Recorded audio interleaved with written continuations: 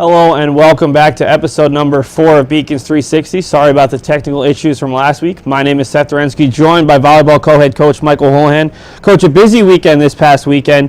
How are you sort of getting over all those long sets and trying to refocus for another big week? Yeah, I mean, this weekend wasn't a waste. I mean, it was a good weekend. It really helped us see what we still need to work on. It kind of refocused our kids.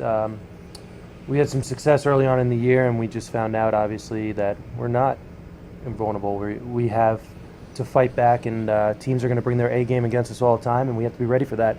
And I think this weekend really helped us prepare ourselves for NCAA a little bit better. And today we're just going to get right back at it, work hard, and tomorrow we get back on the conference game and get that W there and move from that point. Before we focus too much on a team focus, let's take a look at two of your seniors, two huge milestones over the past 2 weeks. Elizabeth Leavitt, 2,000 digs, first in program history. Julia Murphy, the fourth player in program history to reach the 1,000 mark in kills. She's already third in that, closing on the block record. How have those two players really shaped this program and maybe even helped it take even a step further in their 4 seasons? Yeah, Ian and Julia, they've had some pretty amazing milestones this past season, and I think it just attributes to how hard they work off the court and on the court. I mean, they're doing the work when no one's watching, and that's where those milestones are met. And I think it says a lot about them, but I think what says more about them is they're not concerned with those. They're more concerned with how the team is and making sure the team is performing at a high level. And I think after talking to all of our seniors, I mean, their goal after this year is just to leave this program in a better place than they saw it as they came in. And that's saying a lot. They came into a lot of success, and I think they're working hard to make sure we end in a better place, and I think the hard work they're putting in is going to pay off. You guys started here in New England 9-0, 13-1 overall. Some hiccups over the weekend, but how much of that do you think is a product of you now having the target on your back, the first regional ranking being number 1, getting some national votes, and having to deal with some extra adversity potentially with everybody focused and keyed in on you guys outside of conference as well as in? Yeah, we had a really hot start to the year, and I think it's attributed to multiple things. I think obviously being number 1 in the regional poll really forces teams to have to put their A game out there, and they really want to do it every day. And our team needs to realize that that's going to happen. Even if we're not number 1, we're known to be in that kind of position, so that's going to happen. I think the other part is we schedule very tough. We've looked to have one of the top 5 strength schedules in the nation, and we've done that in a majority of the past 6 years. And I think right now mid-season fatigue is really kicking in. Middlebury is a great team. That morning we had to get a good win against a good Babson team, and the scores aren't really revealing on what that match was. That was a taxing match, and I think the night before playing Wellesley, that's another one. I think Wellesley is underranked this year. I think they're going to finish higher, and again, earlier in the week we had a pretty taxing match against a good Plymouth team, and I think it wasn't conference losses, and again, I think the team is really working hard to take something from these matches, and I think they're going to do it, and I think they understand, all right, yesterday let's get some rest. Today we got to start working. We got another conference game tomorrow, and we got to get our foot right back on the track. You talk about getting another conference game in tomorrow, 3-0, one of 2 3-0 teams. No surprise, it's Keene State, another team that's given you at least some battles over the past couple of years, haven't been able to knock you guys off the pedestal. How important is it to finish off and get home court once again as you guys go for your 7th LEC tournament title in the past 8 years? I think it's huge. We preach all year that the conference matches are by far the most important matches. Anything else doesn't really matter. I mean, last year we had a losing record, and we won our conference, and we went to the NCAA tournament. We have a chance to dance at that point, and as long as we have that opportunity, things can happen. And I think this year it's the same message. Those conference games are extremely important, and I think getting home court advantage in the playoffs is invaluable because it just allows us to be in our comfort zone. And I think if we put ourselves in our comfort zone and we continue to work hard, and good things can happen. This year, I think the conference is much closer than it's been in years past, and I think we're going to expect some battles from here on out. And by no means is this really wrapped up in any way, and we really have to work hard, starting with Dartmouth tomorrow. And once we get that win, then we'll look forward and try to work on another one after that. Coach, one last question. What's your biggest emphasis after a couple of losses? Normally coaches actually enjoy losses more than the players because you can see some of the things you need to work on. What are you guys aiming for this week with 3 matches on the docket and then a couple more big ones next week and the week after? Yeah, I mean, this weekend, actually, I mean, I hate losing, don't get me wrong, but I mean, these are the the losses that we're going to learn something from. And something we told our players is the difference that they were, I mean, versus Middlebury in set 1, 4, and 5 versus the 2 sets we won in 2 and 3 were night and day. And I think it's on us to produce.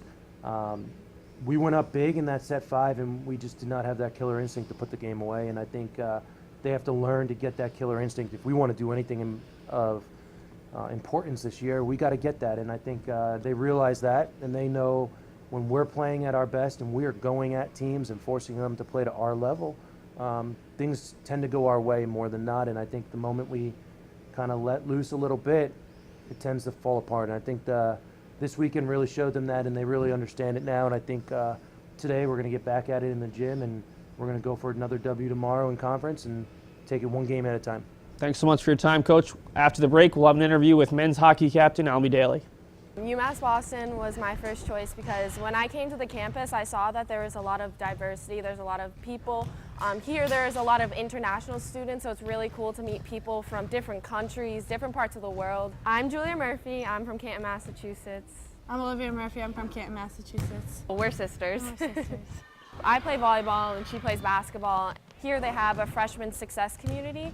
So each major has their own community that you can join as a freshman, and you take classes with them, you do study groups with them. So it was really helpful getting to know people in your major right away. So in health exercise sciences, we have an internship at the end, so it's so much better to have like an advisor helping you out, like telling you which classes to choose.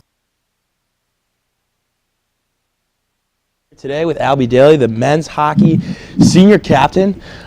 Albee, you had an exciting summer after a great season last year. Can you talk a little on your internship in Wisconsin last summer? Yeah, early in the summer I had an opportunity to go out to Wisconsin and visit a family member who's an orthopedic surgeon out there at the Medical College of Wisconsin.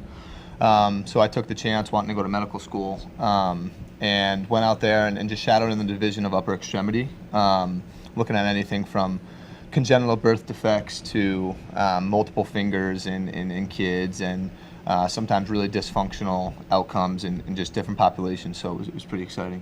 So you talked about birth defects. Here we have a couple pictures of the things that you saw here today. Or this summer, can you kind of talk about the things that happened with the fingers and what you had to do exactly to kind of make everything back to normal? So in that first picture there, it was just a case where the middle finger was really dysfunctional in the patient. So, what the surgeons did is they went right into the hand through the anterior side of the hand, and they actually cut out the knuckle. They cut out the entire finger and made it so a really dysfunctional 5-finger hand was a really functional 4-finger hand. So the guy was a blue-collar worker, and ultimately he could return to work, which was obviously exciting for him and exciting for me to see too. Exactly. That sounds very, very exciting. And do you have any other exciting memories outside of the internship, the cheese state that you want to talk about to us? Pretty similar to what people from Boston would assume it is. Much slower environment, and I went to a Brewers game, so for you baseball guys, it's pretty cool to see that they still follow the Brewers, even though they're the worst team in Major League Baseball. But. So we're going to flip over to hockey here. Very exciting season last season. You guys went to the Final Four. Can you talk a little bit on that and how Lake Placid was and how you guys just missed making it to the national championship? Yeah, thanks for bringing that up about missing the national championship. Yeah. But no, I think going to Lake Placid and being a part of that experience was, as a hockey player, about as cool as it gets. It's the mecca of hockey. And for us our hard work over really the past 12 to 15 years as a program, for it to finally pay off with that accomplishment was extremely gratifying, and it was a great experience for us and all of our guys. So first conference championship last year since 1982. How do you kind of get back to that this year? I think it's just kind of breeding this new group to be a new and exciting group that we haven't had before. We've never had this kind of success. So coming back this year as a leader, I'm just trying to preach to these guys that, last year is totally separate from this year, and we need to work that much harder this year to get back to that point. It starts with winning the conference, like you said, and yeah, it's really just about the work ethic and teaching these guys how it's done. So last week it was released that you guys are playing at Fenway Park, January 12th, against your rival Babson College. How exciting is that? You were a freshman here and did play at Fenway Park a couple years ago. Can you tell me about that experience and what the guys are kind of saying around the team? Well, yeah, I mean, besides Lake Placid, playing at Frozen Fenway in my freshman year was the coolest experience of my career here. I think once you add Babson to the equation this year, it amplifies that game big time for us. And I think for the freshmen coming in and even the guys who haven't played at Fenway before, it's a really, really cool experience. And I think the biggest thing for us is just being able to calm the nerves and tell the guys that this is a league game against our arch rival, and it's really important for us to go into that game with an even mind and go in even keel and enjoy the experience, of course, but really take away that it's a league game that we need to win. So, well, thank you, Albee, for coming today. Appreciate and it. January 12th, Fenway Park against Babson. Yeah.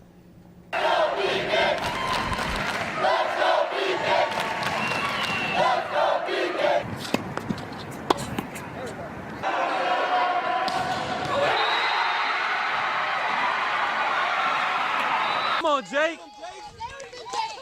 As usual, she wins it. A chance in front. Her shot is in the net. Crystal laid it. Yet another goal. Please make a gift to the Beacon Athletic Fund today. We want you on our team.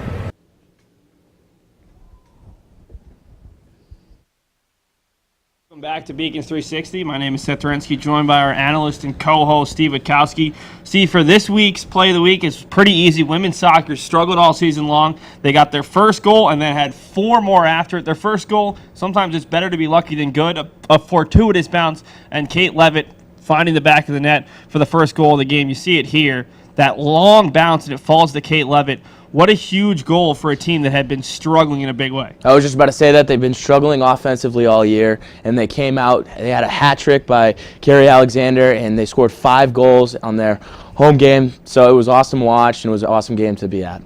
A big win. It looks like all 4 of the fall teams could be heading to the playoffs, along with both cross-country teams trying to do that for a second consecutive season. Take a look right now at our tremendous production crew helping out here on the Beacons Broadcast Network, as we had help from Anthony Searles and Alex Carasotto directing on graphics, Dave Wahlberg with the audio. Great guest this week in Michael Houlihan and Albee Daley. And, of course, can't thank my main man enough, Steve Witkowski. My name is Seth Orensky. Stay classy, Beaconville.